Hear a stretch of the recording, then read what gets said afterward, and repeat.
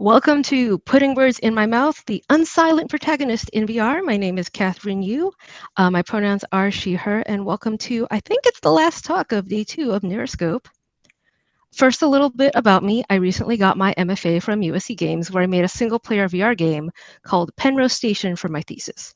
Previously, I've also worked on Virtual Reality 2 at TenderClaws, and I am the co-founder of the HERE Institute for Immersive Arts and Entertainment, a nonprofit, as well as a member of Oculus Launchpad, the Game Awards Future Class, Indiecade Jury, etc., etc. So a lot of what I'm going to be discussing today is insights around the development of my thesis VR game, Penrose Station. It is a narratively driven solo VR game set in a science fiction future. The story revolves around a love triangle between two humans and an AI, with one human experiencing intimate partner violence and emotional abuse, and an AI agent who tries to save them. The game is also a lightweight puzzle experience where you must solve tactile puzzles to repair the malfunctioning ship to discover what really happened aboard Penrose Station. Here's our trailer so you can get a little bit of a taste for what the game is like.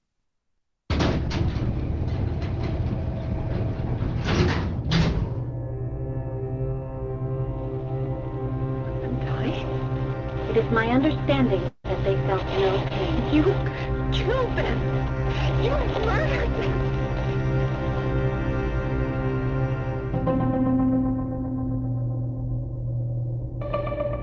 Hello, Parker.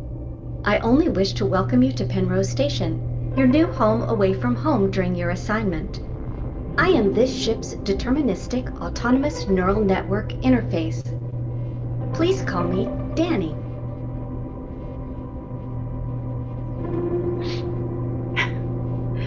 Parker? Do you understand what you've done? Do you even get it? There's no coming back from this, Danny.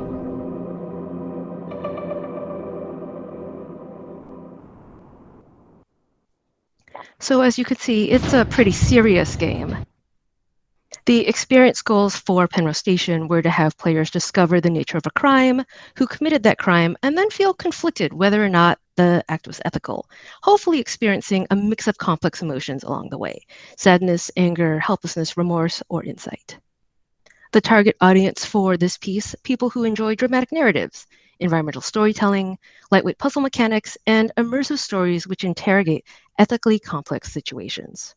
So really, it's kind of like a Gone Home, but meets Romeo and Juliet, except it's in VR. The design pillars that drove the process were around tactile mechanical tasks driven from my love of escape rooms, my love of first-person walking sims, so a lot of environmental storytelling, a sense of embodied presence, which is what I'm going to be digging into over the next few minutes, and a unique affordance of working in virtual reality, and impactful stories of all genres. So, embodied presence. What do I mean when I say embodied presence, and why is it special to VR? So we all have this lifetime of experience perceiving our own bodies when we look down.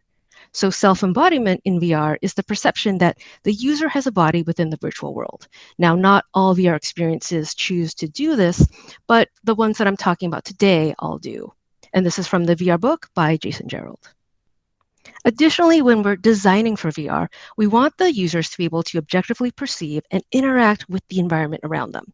This involves manufacturing this digital construct, which utilizes an individual user's sensory, physical, and cognitive abilities.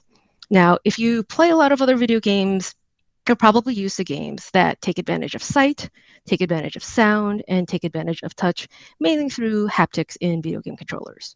Something that is unique to VR is the ability to use both the vestibular sense and the proprioceptive sense. Really what this means is the movement, gravity, and/or balance sense, often controlled by the inner ear, and how a person perceives their body in space. Where is it located in space? How much space am I taking up? And that brings me to presence. Or really, the fact that I'm there. I feel like I'm there when I'm in VR. Users who feel highly present consider the experience specified by VR technology to be a place they visited rather than something that they've simply perceived. One of the unique superpowers of VR is the ability to transport me to another place and another time. This could be past, this could be present, this could be future, and the world that I'm in could be real or it could be imaginary. So I can feel like I'm somewhere else. But in addition to being somewhere else, what about being someone else? So, what I really want to dig into today is the idea of embodying a player character in VR. When you can see a character's hands and body as your own hands and body, this fundamentally changes the dynamic between the player and the game, especially when you compare it to first person PC, console, or mobile games. And I can hear the player character's voice in my head in VR. Now, this might be considered cheesy or even cliche, but this ability for the player to actually hear the player character's voice in their head as played by an actor changes the emotional distance between the player as self and the player as character. However, you can't really control what the player's doing, so there's always that potential for ludonarrative dissonance. And as a writer, you don't want your dialogue directly contradicting the player's actions or emotional state, but in some instances, this may be unavoidable. And this kind of mismatch is especially noticeable in a VR game. And that brings me to the issue of self and character alignment in VR. So this is a concept that I stole from my friend Julie Murphy.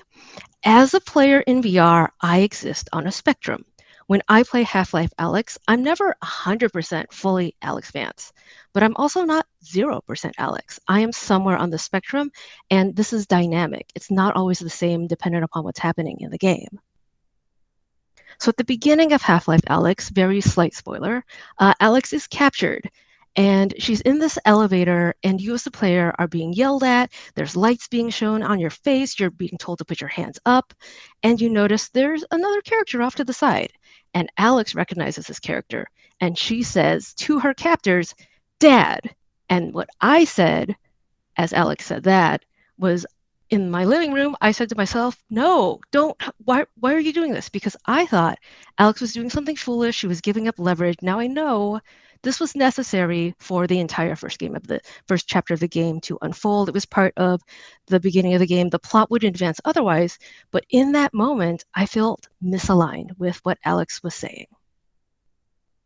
Another example of potential misalignment, at the beginning of Arizona Sunshine, you are this unnamed gunslinger. You wake up at base camp, and this is kind of a tutorial level that's supposed to teach you how to engage in combat, use your weapons, reload your gun, and a zombie head rolls into base camp.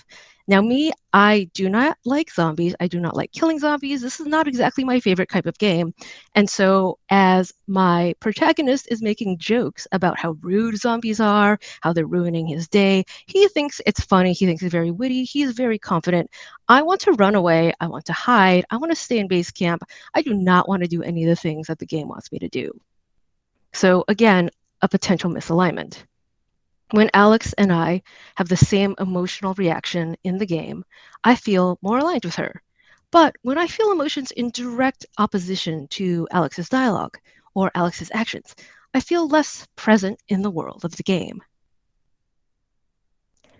Additionally, how do I as a player even know who I am in a VR game?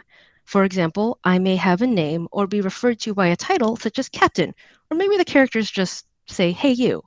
I might have a voice that I hear inside my head, or I might be silent the whole time. I might see my face in a mirror or other reflective surface in VR, or I might not have any idea what I look like. And I might have a history and relationships communicated in the game to me or not.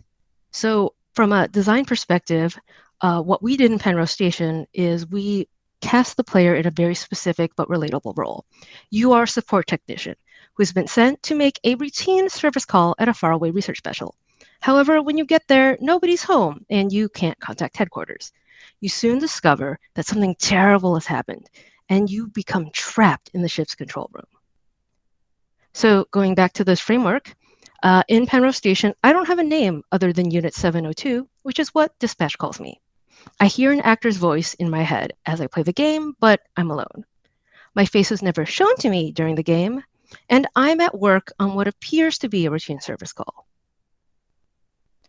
So this helps create a relatable scenario and a narrative rationale for there being a lot of voiceover in the game. You're in the trenches with your work buddies. You're doing a favor for your boss. You are going above and beyond. Maybe you're not even supposed to be there today. And you're just trying to get through your day when it all goes terribly wrong. So this designs a stressful situation where the player character talks to herself a lot during the game. Additionally, clearly communicating the player's role to them turned out to be even more important than originally anticipated during the development process. For example, when the player role was a little ambiguous early on in the game's development, playtesters felt adrift. They made incorrect assumptions about who they were. They might see a picture of another character or evidence of another character and think, oh, that's me. That's who I'm supposed to be inside of this game. Also, in the alpha version of the game, the player character stopped speaking shortly after the start of it. And this sudden silence felt really unnatural to the playtesters. They felt like they were just beginning to warm up to this character, to understand this character. So, after this feedback, we wrote, recorded, and added in additional player character reaction lines to the game to really bring that back. Casting the actual actor to play the player character was also a challenge. We asked ourselves, how strong of a personality did we want in the voice? What if people responded negatively to a specific actor's voice? They just didn't like it. Would players still be able to empathize with this character? And our solution, after going through lots and lots of additions, is to select a character who could still sound sympathetic. Really, we wanted to pick someone who could be more of a blank canvas that the players felt they could imprint themselves upon in this relatable scenario. And after going through all of this exercise, I realized it was really important for me as a designer to help display this sense of vulnerability and nervousness in the player character, with the idea that this might elicit a stronger emotional response from the player, with the overall goal being that the player might feel protective of this character. They might feel responsible for the character's well-being while playing the game. And overall, one of my big takeaways that might seem obvious in retrospect is that when voiceover works, it really, really works. Writing and casting and performance can be designed to work in tandem to make something that's greater than the sum of its parts. Here's a short demo reel of some of the voices in the game, warning strong language. Penrose, this is Unit 702. We got your messages. Seeking permission to dock and board. Repeat, seeking permission to dock and board. Hello, Penrose. Anybody home? Well, I guess I'm coming aboard anyway.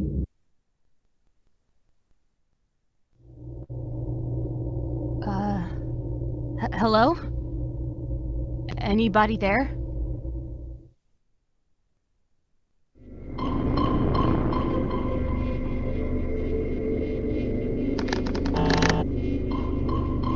Let's try that again. Nope.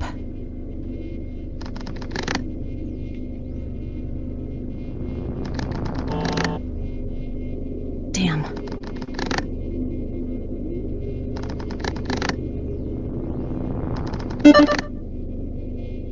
Okay now. Restoration procedure progress, 23%. End of recording. Wow.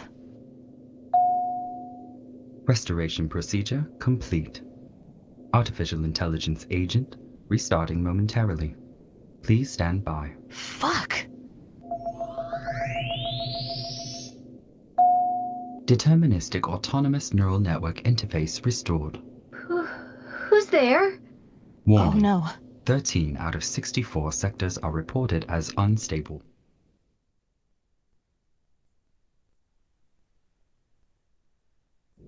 Penrose, this is Unit 702. We got your...